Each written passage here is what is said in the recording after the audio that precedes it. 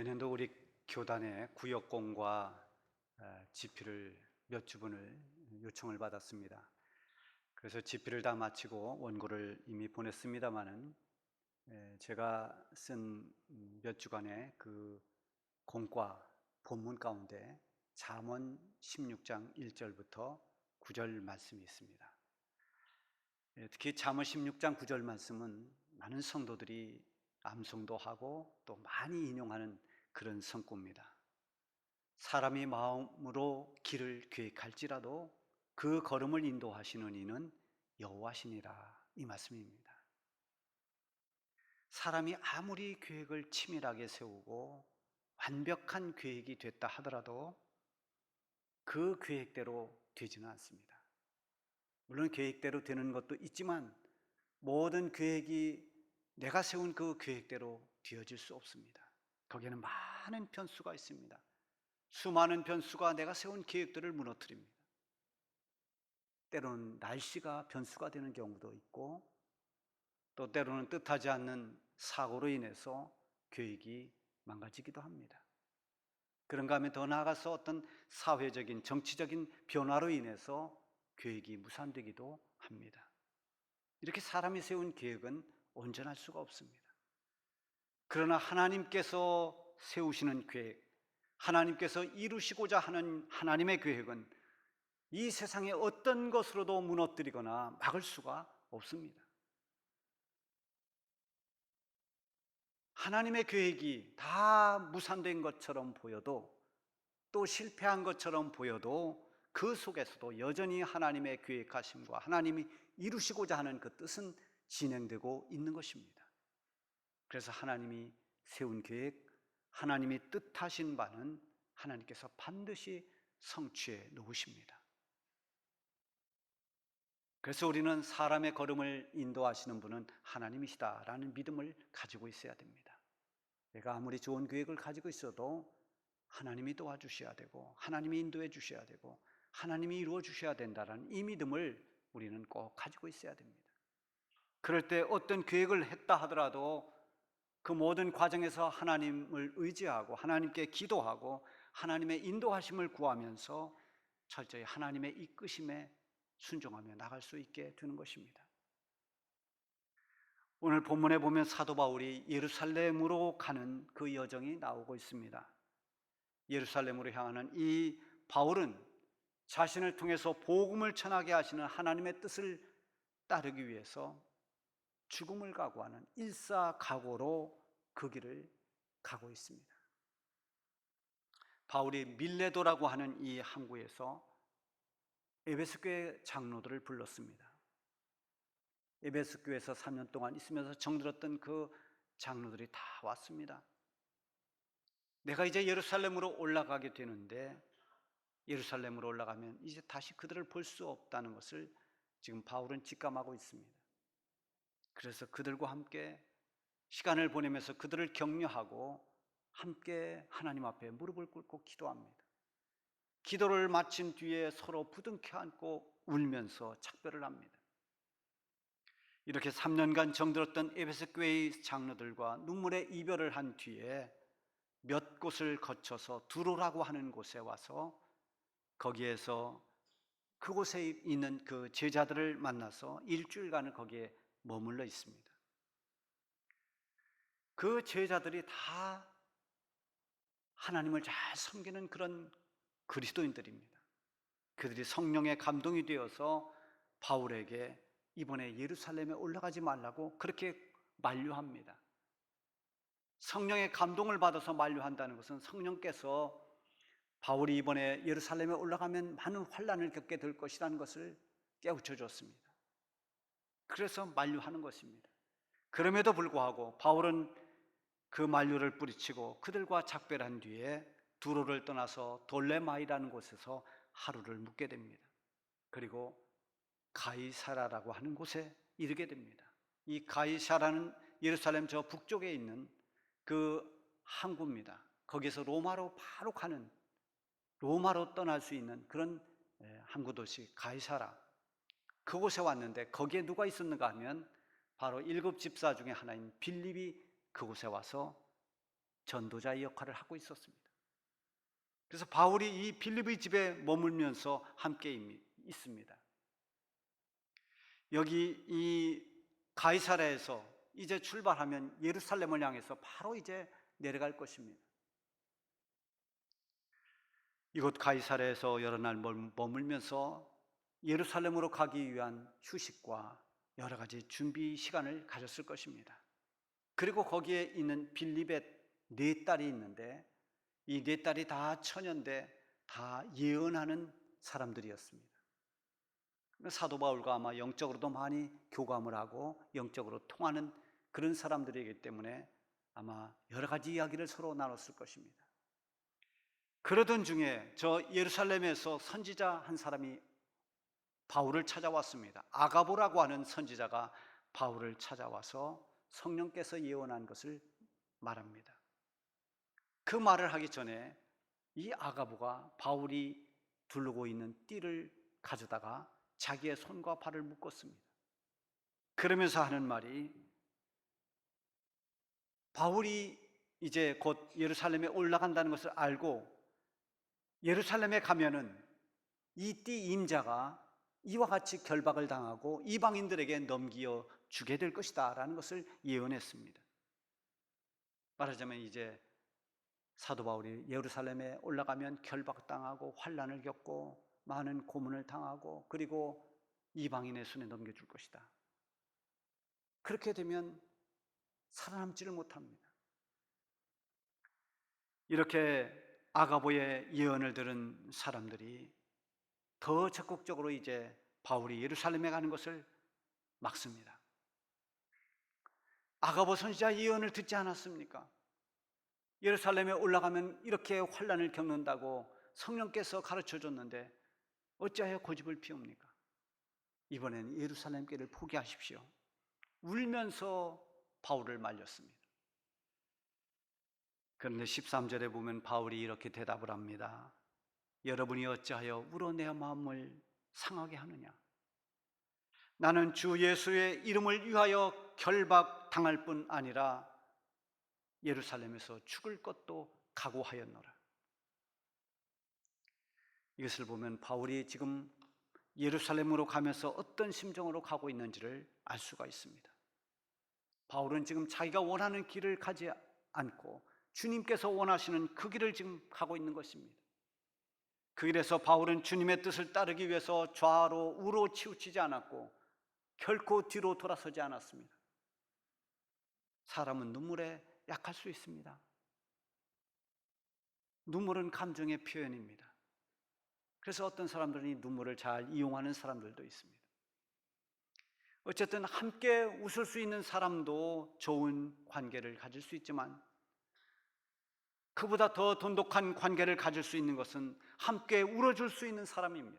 내가 슬플 때, 내가 눈물을 흘릴 때 그때 함께 울어줄 수 있는 사람, 누군가 나를 위해서 진심으로 울어준다면 그 사람과의 관계는 좋은 관계입니다.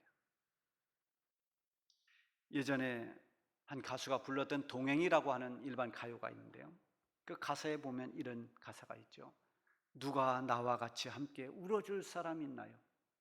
누가 나와 같이 함께 따뜻한 동행이 될까? 나와 함께 울어줄 사람이 있다면 그 사람이야말로 내가 살아가는 인생길에서 진정한 친구요, 이웃이요, 동행자가 될 것입니다. 지금 바울이 결박이 기다리고 있는 순환이 예고된 예루살렘으로 간다고 할 때 많은 사람들이 눈물로 말렸습니다. 에베소 교회 장로들이 부둥켜 안아 울면서 그에게 호소했습니다. 두로에 있는 믿음의 형제들이 울면서 바울을 만류했습니다. 그러나 이렇게 애정어린 눈물의 호소도 바울을 막을 수가 없었습니다. 주님의 뜻을 순종하는 것이 애틋한 감정보다도 사랑의 만류보다도 더 중요했기 때문입니다. 이렇게 감정에 호소하는 눈물의 만류도 있었지만은 여러 사람을 통해 성령의 계시도 있었습니다. 이번에 예루살렘에 올라가면 심한 박해와 환난이 기다리고 있다는 겁니다. 성령께서 때로는 주님의 뜻을 알려주시기도 합니다. 그래서 내가 미처 깨닫지 못하다가 성령을 통해서 주님의 뜻을 깨닫기도 합니다. 바울도 이런 경험을 많이 했습니다. 바울이 소아시아에서 저 북쪽으로 올라가면서 계속 전도할 계획을 세웠습니다. 그래서 계속 전도하며 나가는데 성령께서 막습니다. 그리고 환상을 보여줍니다. 저쪽 마게도냐 지역에서 한 청년이 우리를 와서 도와달라고 손짓을 합니다. 바울은 성령께서 깨우쳐 주신 것을 깨달았습니다. 우리로 하여금 저 마게도냐에 가서 복음을 전하라는 주님의 뜻이구나. 그래서 즉시 자기의 모든 계획을 포기하고 마게도냐로 건너갔습니다. 그러나 지금은 바울에게 말씀하신 성령의 증언도, 그리고 이 두로에 있는 제자들을 통해서 나타났던 성령의 감화도, 또 가이사랴에 찾아온 아가보 선지자를 통해서 알려준 성령의 계시도 주님의 뜻을 알려준 것이 아니라 바울이 가는 예루살렘에서 일어날 일들을 가르쳐 준 것입니다. 이제 분명히 예루살렘에 가면 너는 고난을 받는다, 이걸 가르쳐 준 거예요. 그런데 바울은 이미 기도하는 가운데 하나님의 뜻을 알았습니다. 하나님의 뜻이 무엇인지를 확신했습니다. 그래서 사람들이 감성해도, 예언자들의 그 예언에도 불구하고 주님의 뜻을 따르겠다는 결단에 흔들림이 없는 것입니다. 오직 주님의 뜻을 이루겠다는 일념뿐입니다. 옛날에 많이 불렀던 찬송 가운데, 복음성가 가운데 주님 뜻대로 살기로 했네 라는 간단한 복음성가가 있었습니다. 정말 많이 불렀습니다. 교회에서 어린아이들도 많이 불렀고 어른들도 많이 부르고, 기도원에 가면 기도원에서도 이 찬양을 많이 했습니다. 주님 뜻대로 살기로 했네, 주님 뜻대로 살기로 했네, 주님 뜻대로 살기로 했네, 뒤돌아서지 않겠네. 2절에서는 또 그런 같은 내용들로 계속해서 이야기하죠. 이 세상 사람 날 몰라줘도, 이 세상 사람 날 몰라줘도, 세상 등지고 십자가 보내, 세상 등지고 십자가 보내, 뒤돌아서지 않겠네. 오직 주님의 뜻을 따라 살면서 결코 뒷걸음질 치거나 뒤돌아서지 않겠다는 그런 결단의 찬양입니다. 주님의 뜻을 따르는 길에는 많은 유혹이 있습니다. 시련도 따라옵니다. 그럼에도 불구하고 우리가 가야 할 길은 주님의 뜻을 따라가는 길입니다. 저도 여러분도 그 길을 가야 하는 사람들입니다. 그 길을 가면서 좌로나 우로나 또 뒤로 돌아서지 않기를 바랍니다. 바울은 이렇게 좌우로 치우치지 않고 뒤돌아서지도 않을 뿐만 아니라 주님의 뜻을 이루기 위해서는 목숨도 아까워하지 않았습니다. 아가보의 예언에 의하면 바울이 이번에 예루살렘에 올라가면 유대인들에게 결박을 당하고 이방인들에게 넘겨준다고 했습니다. 이 말을 듣고 바울을 만류하고 울고 있는 사람들을 보면서 바울이 얼마나 마음이 아팠을까요? 여러분이요, 어찌하여 울어 내 마음을 상하게 하느냐? 이 말은 바울의 마음이 몹시 괴롭다는 겁니다. 그들이 바라는 이 눈물의 요청을 바울이 들어줄 수가 없습니다. 그들은 정말 자기를 사랑한다는 걸 알고 있습니다. 그러나 그렇게 눈물 흘려도 나는 당신들의 요청을 들어줄 수가 없습니다. 왜 내 마음을 괴롭게 합니까? 그러면서 다시 한번 확고한차게 각오를 말하지 않습니까? 나는 주 예수의 이름을 위해서 결박당할 뿐만 아니라 예루살렘에서 죽을 것도 각오하였노라. 그는 어떤 박해도 감당할 준비가 되어 있었습니다. 주님의 뜻을 순종하기 위해서는 죽음도 두려워하지 않았습니다. 자기의 목숨까지도 아낌없이 주님을 위해서라면 내어놓겠다는 것입니다. 주님의 뜻을 따르기 위해 죽음조차도 두려워하지 않는 바울이었기에 그 어떤 것으로도 그를 막을 수가 없었던 것입니다. 이렇게 바울이 목숨을 걸고 주님의 뜻을 이루는 길로 가는 것은 그가 받은 은혜를 잊지 않기 때문입니다. 바울이 예수님을 알지 못하고 죄 가운데 방황하고 있을 때, 그리스도인들을 핍박하고 있을 때 그런 바울을 주님은 버리지 않고 바울을 오히려 택하시고 부르셨습니다. 그리고 그로 하여금 복음을 전하는 주의 일꾼으로 세워주셨습니다. 그 은혜를 잊지 않는 것입니다. 오늘 우리도 다 죄 가운데 방황하던 사람들입니다. 그런 우리를 죄 가운데 있을 때 여전히 주님은 우리를 사랑하셨습니다. 우리를 택하시고 불러주셨습니다. 그래서 오늘 우리가 하나님의 자녀로 살고 있습니다. 로마서 5장 8절에 보면은 우리가 아직 죄인 되었을 때에 그리스도께서 우리를 위해 죽으심으로 하나님께서 우리에 대한 자기의 사랑을 확증하셨느니라. 우리가 아직도 죄인 되었을 그때 우리 주님께서 우리를 위해 죽으셨습니다. 바울은 이것을 잊지 않고 감격하는 것입니다. 죄 가운데 있을 때 주님이 나를 위해 목숨을 내어주셨다는, 그리고 사명을 주셨다는 것을 기억하고 있습니다. 바울은 이렇게 주님의 부르심과 주신 사명대로 복음을 전하는 일에는 자기 목숨을 아까워하지 않았습니다. 이미 주님께서 나를 위해 대신 죽으셨으니 나도 주님을 위해, 주님 뜻을 이루기 위해 내 목숨을 내어줄 수 있다는 각오입니다. 오늘 본문 앞장인 사도행전 20장에 보면 성령께서 바울에게도 친히 예루살렘에 올라가면 고난이 있을 것을 말씀해 주셨습니다. 그렇지만 그는 에베소 교회 장로들에게 이런 고백을 합니다. 내가 달려갈 길과 주 예수께 받은 사명, 곧 하나님의 은혜의 복음을 증언하는 일을 마치려 하면은 나의 생명조차 조금도 귀한 것으로 여기지 아니하노라. 지금 바울에게 중요한 것은 앞으로 닥쳐올 환난이 아닙니다. 죽음이 기다리고 있는 그런 어떤 위험도 아닙니다. 그에게 정말 중요한 것은 주님이 나에게 주신 사명, 이 복음을 증언하는 이 사명, 그 주님의 뜻을 이루는 것입니다. 바울이 흔들리지 않는 이 결단을 보고 일행들이 어떻게 했습니까? 14절에 보면 그가 고난을 받지 아니하므로 우리가 주의 뜻대로 이루어지이다 하고 그쳤노라. 바울의 일행 역시도 결국은 주님이 뜻하시는 바대로 이루어지기를 기도하면서 바울 만류하는 일을 그쳤습니다.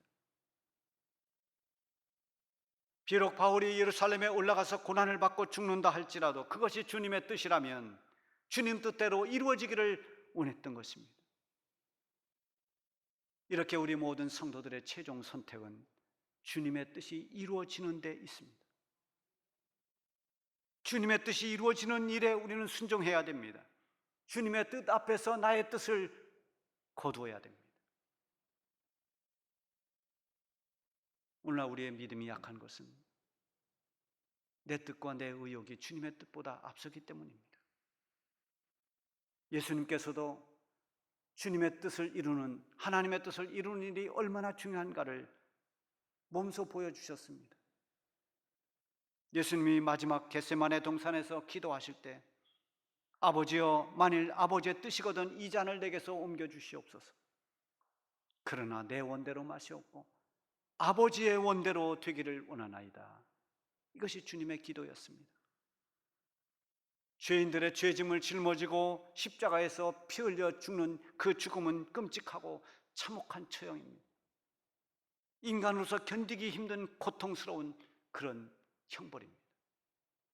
할 수만 있으면 이 잔을 옮겨달라고 했습니다. 그러나 결코 내 뜻이 이루어지기를 원하지 않았습니다. 아버지 원대로 되기를 원했습니다.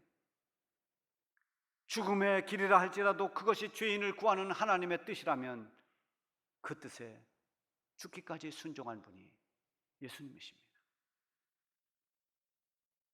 우리가 부르는 찬송가 549장 3절에 보면 내 주여 뜻대로 행하시옵소서.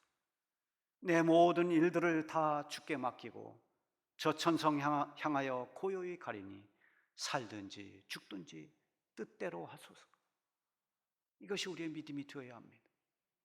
우리가 어떤 손해를 본다 하더라도, 우리에게 어떤 어려움이 닥친다 하더라도 우리는 주님의 뜻을 이루는 일에 우리의 목적을 두어야 됩니다. 바울을 비롯해서 하나님의 택하심과 부르심을 받고 구원받은 모든 성도들은 자기의 사명을 감당해야 하는 모두가 사명자들입니다. 이 사명을 가지고 있는 사명의 사람들이 명심해야 할 것은 사명의 방향과 목적입니다. 얼마나 큰 일을 하고 얼마나 큰 과업을 이루었나, 그것이 아니라 나를 통해서 주님의 뜻이 이루어지는, 그것이 사명의 목표가 되어야 됩니다. 그것이 사명의 방향이 되어야 됩니다. 내 고집대로 내 열정대로 많이 해서 하나님의 사명을 감당한다고 생각하는 것보다 하나님이 뜻하신 바대로 주어진 사명을 감당하는, 그것이 진정한 사명을 감당하는 길입니다. 이번에 여름 성야학교와 수련회에 땀 흘리면서 헌신하는 우리 교사들과 또 모든 봉사자들, 그리고 이번에 피택받아서 가을에 또 임직받을 모든 일꾼들, 이미 기존의 항존직들과 재직들 뿐만 아니라 우리 모두 하나님의 부름받은 저와 여러분들, 우리 모두는 주님의 뜻을 이루는 데 쓰임받아야 하는 하나님의 귀한 자녀들이요 하나님의 일꾼들입니다. 저를 통해서 주님의 뜻을 이루어 주십시오. 주님의 뜻대로 따라가겠습니다. 이것이 우리의 기도가 되고 결단이 되고 우리의 삶이 되기를 바랍니다.